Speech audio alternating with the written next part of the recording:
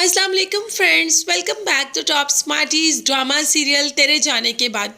चले, इस ड्रामे में हमें कुछ तो अच्छा देखने को मिला। फाइनली अशर और सजल अपनी ज़िंदगी में हमें बहुत खुश मुतमईन नज़र आ रहे हैं। शुक्र है इनकी ज़िंदगी में अब माँ और बहन का कोई अमल दखल नहीं। इनकी ज़िंदगी बहुत ही अच्छी और सुकून से गुजर रही है।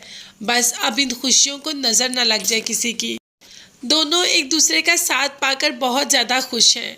मगर यहाँ पर अगर बात करें समीर और फ़रहीन की, तो दोनों एक दूसरे का साथ पाकर बहुत ज़्यादा दुखी हैं। हालांकि फ़रहीन ने बहुत कुछ किया समीर को पाने के लिए, मगर अब वो पछता रही है कि समीर इतना घटिया इंसान निकला, उसने फ़री को ही धोखा देना शुरू कर दिया।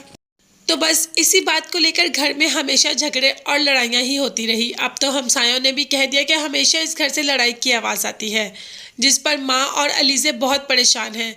माँ तो इस वजह से परेशान है कि बेटी का घर नहीं बस रहा, और अलीज़े इस वजह से परेशान है कि अशर भाई को कुछ नहीं पता और फरी इधर रह रही है। इसलिए तो माँ से कह दिया कि मैं सब कुछ बता दूंगी अशर भाई को। मगर माँ हमेशा की तरह अलीज़े को इस बार भी चुप करवा दी। फरी को और समीर दोनों को समझाया कि इतनी मोहब्बत थी तुम दोनों में, इतना तुम लोगों ने सख्त कदम भी उठाया, क्या इस दिन के लिए उठाया कि एक दूसरे का सर फाड़ते रहो, एक दूसरे को अपनी अपनी गलतियों की जिम्मेदार ठहराते रहो। तुम लोग प्यार मोहब्बत के साथ रहो। माँ इस बात से परेशान है कि अगर इस बार भी बेटी का घर टूट गया तो क्या होगा। समीर ने अगर फरी को छोड़ दिया तो लोग तो ताने ही देंगे ना। लोग तो फरी को ही झूठा समझेंगे कि ना एक जगह पे घर बसा पाई और ना ही दूसरी जगह पर। मगर इस पर कसूर फरी का नहीं। फरी ने बहुत भरोसा किया समीर पर, मगर समीर निकला ही घटिया। माँ भी अब बहुत परेशान है इनको समझा समझा कर, मगर कोई असर नहीं हो रहा। फिलहाल तो माँ की परेशानी की वजह यह है कि अलीज़े ऑफिस से अभी घर नहीं आई। बहुत रात हो गई और ऊपर से बारिश भी हो रही है। समीर भी हर जगह पर ढूंढ कर आ गया, मगर अलीज़े का कहीं पता नहीं चल रहा। तो माँ अलीज़े की वजह से वैसे ही बहुत परेशान है, और ऊपर से फरी आकर अपनी कहानियाँ सुनानी शुरू कर देगी, जिस पर माँ के बोल पड़ेगी कि तुम्हें ज़रा एहसास नहीं कि तुम्हारी बहन अभी तक घर नहीं आई, कहाँ है, किस हाल में है, कुछ पता नहीं, और तुम अभी भी अपनी कहानियाँ सुना रही हो कि समीर ने ये कर दिया, समीर ने वो कर दिया। तुमने खुद अपनी मर्जी से समीर से शादी की और अब तुम खुद ही इसको निभाओ। बस एक बात का ख्याल रखना कि इस बार मेरा और तुम्हारे भाई का सर नहीं झुकना चाहिए। और पता नहीं अलीज़े भी किस हाल में होगी, घर पहुंचेगी नहीं पहुंचेगी, कहीं कोई एक्सीडेंट तो नहीं हो गया। माँ के दिल में तरह तरह के ख्याल आ रहे हैं, मगर अलीज़े जहाँ भी होगी ठीक सही सलामत पहुँच ही जाएगी।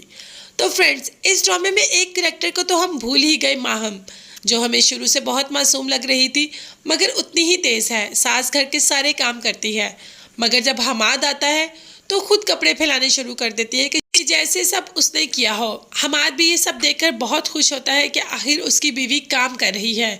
और जब खाने की टेबल पर बैठते हैं तो हमाद पूछता है खाना किसने बनाया, जबकि खाना माँ ने बनाया, और कह देती है माहम कि हम दोनों ने मिलकर बनाया। माँ माहम की तेजियाँ देख रही है। क्या माँ माहम को कोई जवाब दे पाएगी, या हमाद माँ की बातों पर यकीन कर लेगा, क्योंकि हमाद की आंखों पर इस वक्त बीवी की मोहब्बत की पट्टी बंधी है। माँ जितना भी कह दे, हमाद इस बात पर बिल्कुल भी यकीन नहीं करेगा कि माहम झूठ बोल रही है। माँ की तबीयत तो दिन ब दिन बिगड़ती ही जा रही है। ये लोग काफ़ी रात घर से बाहर रहते हैं और माँ का एहसास ही नहीं। पहले भी एक बार माँ की तबीयत बहुत ख़राब हो चुकी है, और अब भी जब हमाद और माहम घर से बाहर होंगे तो पीछे से माँ की तबीयत ख़राब हो जाएगी। क्या हमाद को इस बात का एहसास होगा कि वो अपनी माँ के साथ कितना गलत कर रहा है। वैसे असूलन तबीयत ख़राब तो हमें सालिया की नज़र आनी चाहिए थी, मगर सालिया बिल्कुल ठीक, और यहाँ पर हमाद की माँ बहुत बीमार है। क्या हमाद की माँ बच पाएगी, क्या वो माहम के जुल्मों को सह पाएगी? ये सब देखने और जानने के लिए मेरे चैनल को ज़रूर सब्सक्राइब कीजिएगा। साथ ही साथ बेल आइकॉन का नोटिफिकेशन नज़र आ रहा है, वो ज़रूर प्रेस कर दें ताकि मेरी हर नई आने वाली वीडियो आप तक बआसानी पहुंच सके। अपना बहुत ज़्यादा ख्याल रखिएगा और अपनी कीमती दुआ में मुझे भी याद रखिएगा। नेक्स्ट वीडियोस तक के लिए अल्लाह हाफिज़, bye bye and take care.